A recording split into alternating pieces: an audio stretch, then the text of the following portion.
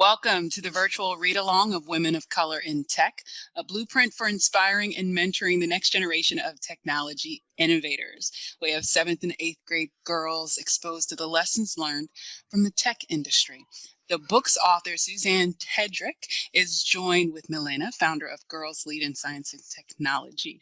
Welcome, ladies. Thank you. Thank you.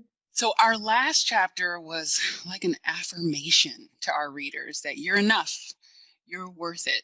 This chapter, we're facing tough times. Chapter 9 is actually entitled When Times Get Tough, and our guest reader is Shari Williams. Shari, welcome to the discussion. Well, thank you for having me. I'm super excited to be here, and the book is amazing. Like I was telling you ladies a little bit earlier, the book is really good, and I am so glad that the 7th and 8th grade girls, 9th grade girls, 10th grade girls, I want all the girls to read this book because it simply is an amazing book, and I wish I would have had this book when I was coming up, but it is something that I can share with some ladies that I'm mentoring. That's awesome. So Shari brings so much to the table from her professional career. Specifically, though, Shari's a drone pilot and a drone flight instructor. And we rarely have spoken about specific technologies outside of one chapter during this read along. But I thought that because she is a woman in a space that's male dominated and she's really on the cutting edge of leading in her own group, that she would be perfect for sharing with us the times that are tough for her. So Susanne, what do you want readers to focus on during chapter 9? So for readers, I want them to understand that, and this is tricky because this was the hardest chapter to write, and it was actually the first chapter that I wrote. I don't want to give off the impression that everyone's path is necessarily full of challenges. At the same time, I wanted to be candid about challenges that have come up for women who are currently in the industry, as well as people who have left. And I really wanted to give them the tools and the resources so that it's not just a means of, surviving, having, your technical career or whatever career it is you're going to have, but rather I wanted to give them tools to feel successful, to give them agency over what's going on in their life, and so that they don't feel powerless in the times where, unfortunately, bad things happen. Absolutely. I guess I would say we got to look at the positive things, right? And one of the things you wrote in chapter 9 is the need for grit. Okay. And sometimes we lose it a little bit because we're thinking, oh man, I've done this so many times. I just don't want to do this anymore. I've tried. But the need to still have that grit, we have to have it. You still have to push forward with it, right? And so you write about it in a way that is no secret about African-American women and how we hold this on our shoulders. It's just no secret. The secret is out. There's no more secrets about it. We don't have to be quiet about how we feel, but you still have to have that need. You have to have that grit to move forward. And I had to have it in this industry as a remote pilot because it is a male-dominated industry, as we spoke about a little bit, and it can be very intimidating, or one word to you can make you feel like you're incompetent or you're not as good. And so you have to go back and think about and say, I can do that. I can get that done.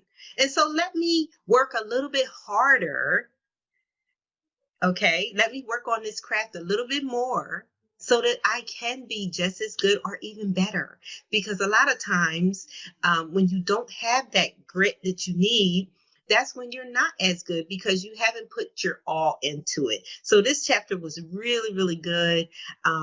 It's funny that you said this was the first one that you wrote because it just flows with the rest of the book, but it really stood out for me because every time I go out there as a pilot and I'm trying to do something successful for someone else, I have to push forward and I have to push past the pain, whatever the pain is. Maybe I have a headache or I'm hot. I don't know. I'm going through, some crazy hot fast flash or whatever it is. But I still have to compose myself and make sure that I'm in control because they're looking to me as the leader in this space. I know that, many of the readers for this project or this read along are, middle school, high school girls, and Melina leads them so well as a young leader. One of the things that stood out to me is Susanne said success is not guaranteed, easy to attain, or a permanent state. And that blew my mind, in that it's like you work hard, you get there, but then you've got to sustain that. And if you plan on continuing and excelling, there's more work ahead of you. Melina, what stood out to you in the book or in this chapter in particular? Yeah, so in this chapter, I think, I was beginning to recognize that, I'm reading this chapter, as a woman, but not as a woman of color. And so I knew that there were some aspects that I could, kind of resonate or relate to as being a woman in technology, and maybe other experiences that I wouldn't be able to.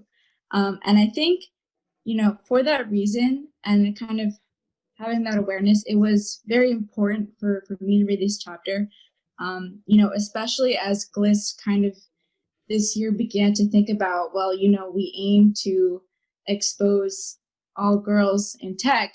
Are we actually doing a good job with that? Like, are we exposing truly all girls in tech? So as, we begin to think about these things, this chapter kind of, again, showed me the importance of, of intersectionality, which was a keyword we learned in chapter 1. And, knowing that even though something, thinking about all these different aspects, it is way more complex. It gets more complicated. But at the end of the day, it does lead to, a much better understanding of people.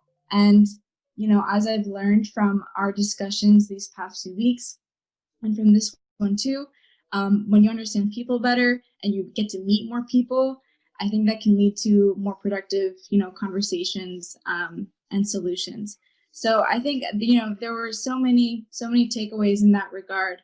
But I think, that recognition really helped me. And it also, I just came to then, a great sense of admiration for all the work that, all 3 of you do. And, reading about the things that, and also, Ms. Tedrick has given personal stories through this chapter and that you've had to go through. It does give a great sense of admiration. And it kind of makes me think, with all of kind of the emotional, distress or burden, what do you do, or what do you tell yourself to kind of be able to pull through that and then, think more analytically about, coping with failure or recognizing imposter syndrome and things like that? Because I read this chapter and I'm looking like all of these, amazing pieces of advice and all these things. And I at least I sense that I know, like, for me, when all emotions are taken over, it's like hard for me to first get to that phase of being able to think about it more consciously. So I guess what I want to ask, kind of in follow up and continuing discussion, is, if and whenever you do feel, heavy emotions kind of overtaking that, how do you pull out of that and then start thinking more about, the tips that you had given with coping with failure, or combating imposter syndrome and things like that? Yeah, Melina, that's a great question. And I think especially with all of the challenges that everyone's going through already, then coupled with COVID, it's probably amplified that to some extent, to a great extent. What I find helpful for myself is sometimes just taking a beat or pressing pause or whatever you want to call it, and just stopping for a second to understand, okay, this is what I'm feeling. This is a situation. And really just taking a moment to try to understand why I'm feeling this way, what's causing this. Is there any way that I can move forward? Do I need help to move forward? But it's just important. It's important to stop and assess and try to get your bearings on how to move forward, versus just blindly kind of pushing through and potentially making situations or emotions heavier than they can be. One of the things I do talk about in this particular chapter, I do talk about mental health, because it's incredibly important for people to view mental health as just as being important as physical health. If you're sad, if you're depressed, if you have anxiety, all of that plays into how you interact with the world and what you're doing. And if you don't take a time out to kind of suss out those feelings and perhaps talk it over with somebody, or, meditation, prayer, whatever it is that, kind of gives you your center of balance, bad things, at least I kind of think so, bad things will continue to kind of like multiply and happen. So I do think taking that beat, and I also want to say it is okay to have emotions. It is especially okay to have emotions right now. I can't even imagine the pressures that each and every one of us face in our daily lives, now coupled with what's going on in the world just in 2020 alone. To not feel something, to not feel anything, I'm like, I don't know how you do it, That'd be so scary.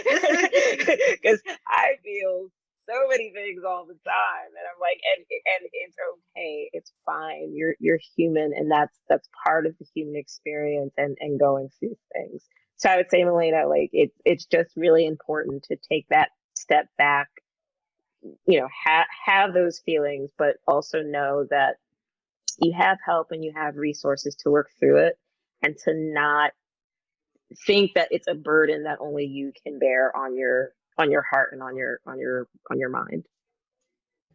So I know you share at least a quote in this chapter, right? So do we have quotes? Melina, do you have a favorite quote? From this chapter? At all? Just like in general? Yeah. What's a quote God. in general? Oh man, this is really putting me on the spot. I'm good at that. Do I have a favorite quote in general? Oh, I think there's so many that you like come across and hear. I don't know if I can really pinpoint one. I don't know. Can you come back to me? Yes. I might go and find maybe a quote from the book that I like, because it's the one that I have most handy right now. Well, I will tell you my actual favorite chapter writing was talking about icebergs. Yeah. So because when we look at people and how successful they are, you're just like, oh, it's so effortless, and like this person just, it just comes for them, and they've got it all made, and so on and so forth. And I'm like, I don't think you know the half of it, like of what we all have mutually had to do just to get here, and then what we subsequently have to do to stay here, and then potentially go to the next level. So like I just got into this really big thing about icebergs, and I'm like, I know that for a lot of people it's like it's such a cliche, but I'm like, well, the reason that things are cliche is because there's a degree of truth. But that was actually my favorite part of writing that chapter. So we've come to the end of our time, ladies. Already? We have. Oh my God, no. Well, look, so listen, I'm going to give you another opportunity, Shari. at 4 o'clock, December 10th at Venture Cafe. We'll be bringing this virtual reading to a close. So please join us. Susanne, as always, thank you. Shari, thank you for joining us for this chapter. And Melina and the GLIST girls, we so appreciate your time, your attention, and your participation in this virtual read along of Women of Color in Tech. It's a blueprint for inspiring and mentoring the next generation of technology innovators. Enjoy chapter 9.